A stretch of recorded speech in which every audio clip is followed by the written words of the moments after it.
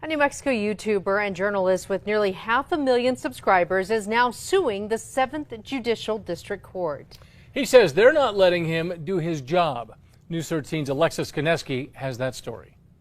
Will you be able to give me all of the details? His followers know him as James Freeman, a YouTuber who calls himself a government watchdog, documenting the actions of local leaders in law enforcement. But behind the scenes, he's James Springer from Torrance County. I started trying to point out government corruption because in my daily life, running a business, I was constantly dealing with issues with this little stuff with the state where they were constantly breathing down my neck. For the past 6 years, he's been in and out of the courtroom covering cases, but lately he's not allowed.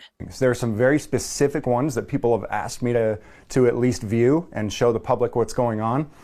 And they denied me at every corner. Not only that, but they started calling the police on me and tried to have me arrested. He says it all started back in January when he sat in on a court hearing in Estancia. Springer says he was just observing when a hearing officer yelled at him to leave the courtroom. He later requested the court audio and published a story about what he heard. He had allegedly told both of the individuals on both sides that it was illegal to cuss at each other in a text message and that they could be thrown in jail for a year for doing it. As part of that story, he confronted the hearing officer. I just asked you to leave my courtroom, and if not... Well, I was told by quite a few people back there that you had demanded that they arrest me and bring me back into the courtroom for a contempt hearing.